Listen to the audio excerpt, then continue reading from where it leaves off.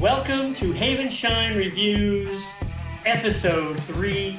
Yes, we made it to a third one.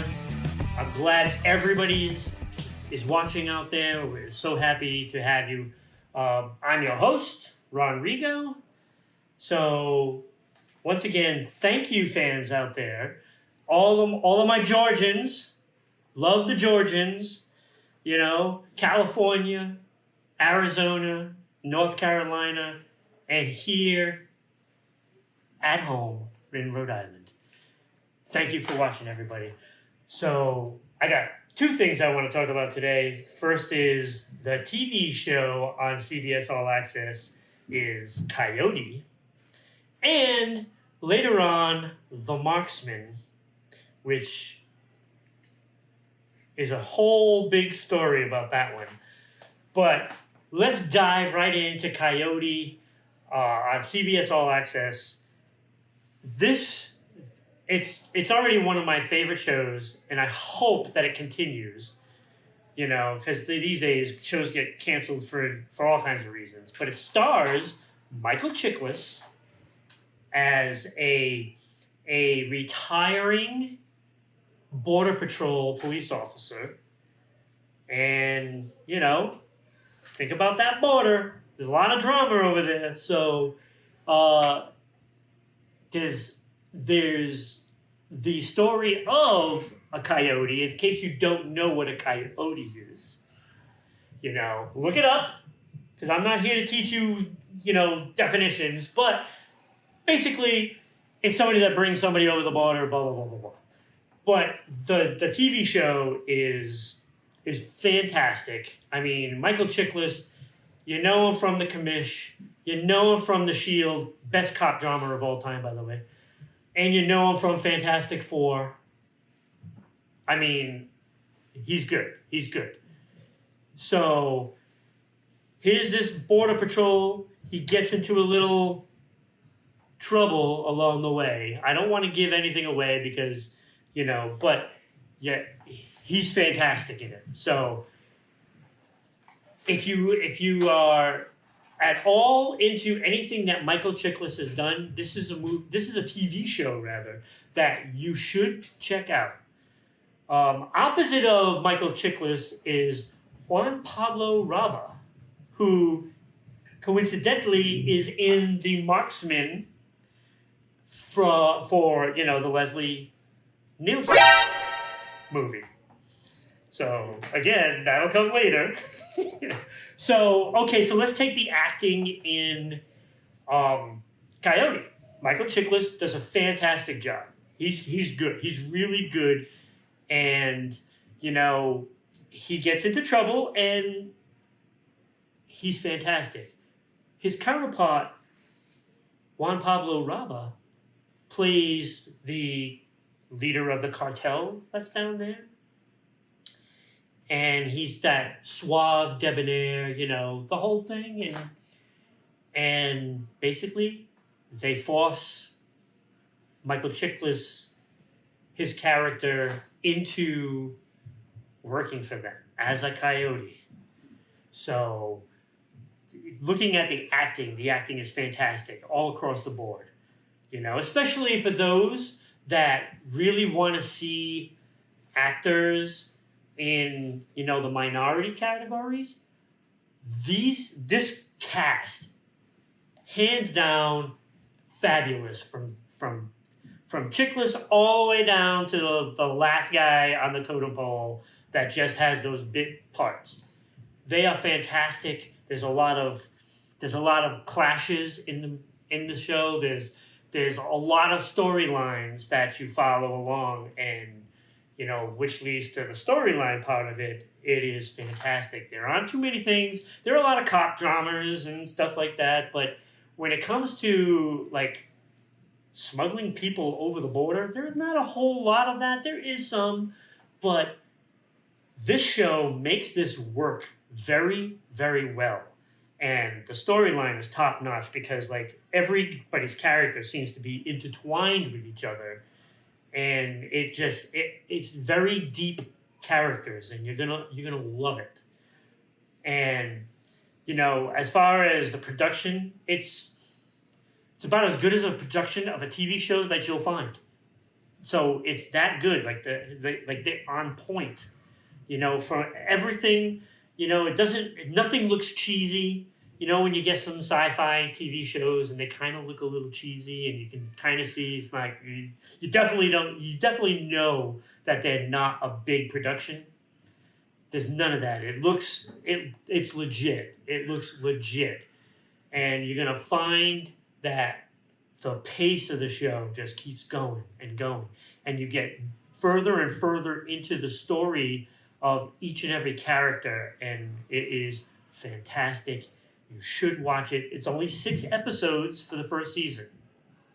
So you get out there, 6 episodes, one day, boom, you knock it out, and you're going to start missing it, because I already do. It's been like 2 weeks since I watched the last episode, and now I'm just like begging for more. So you got to see that. That leads into The Marksman. So I wanted to watch, Leslie Nielsen in The Marksman. Yep, that was pretty bad. It is not Leslie Nielsen. It is Liam Neeson. For the second time I said it. So my apologies. I will find you. And I will kill you. Juan Pablo Raba is in. So there you see the connection why I wanted to do both.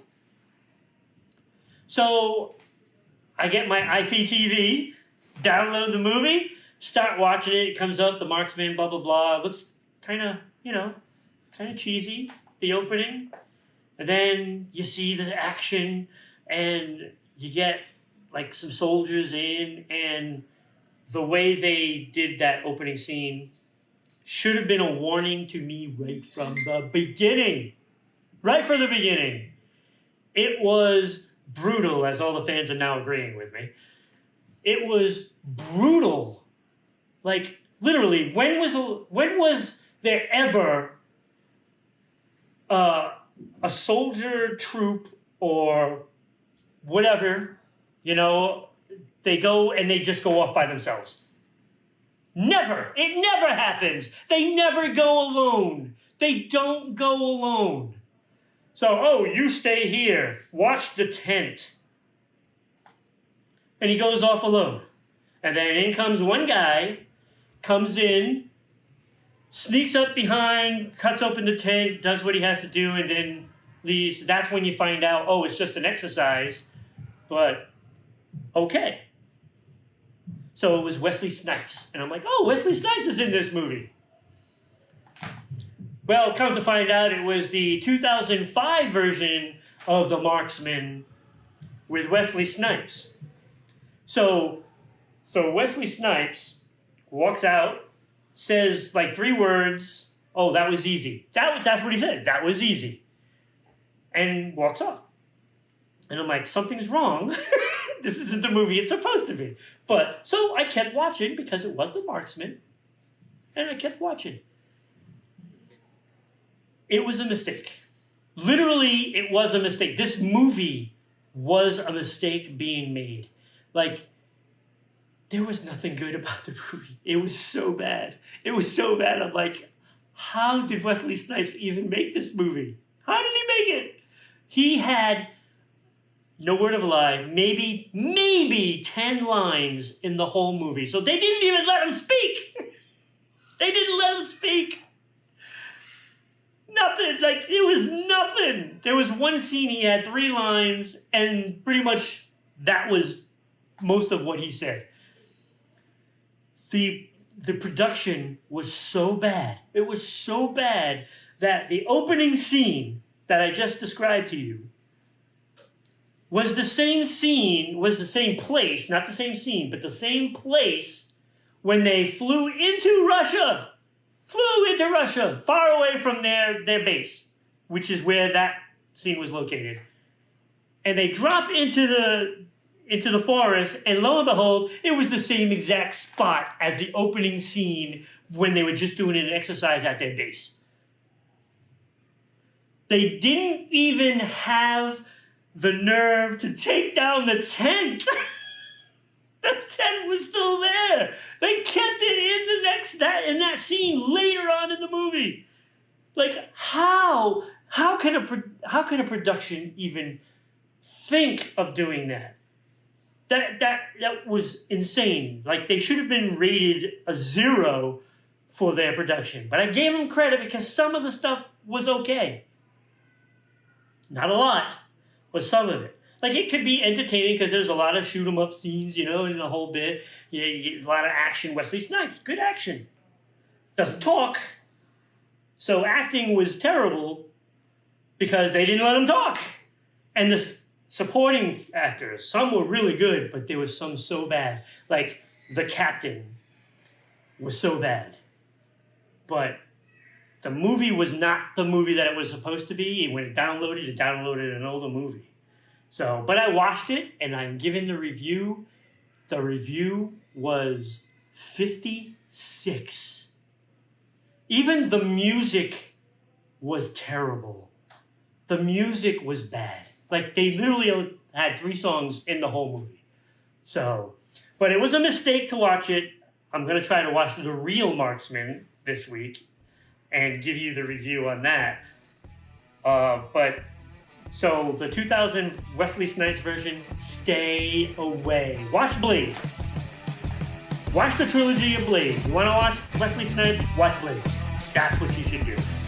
So, this movie, terrible. Don't watch it. If you see it anywhere, don't view. You will be so disappointed. And it will be a waste of an hour and a half of your life. So that is the end of the show. We hope that you come back next week for The Real Marksman. And keep viewing, share, go to Twitter, go to Facebook, go to Rhode Island Broadcasting everywhere, and like and follow. Thank you. We'll see you next time.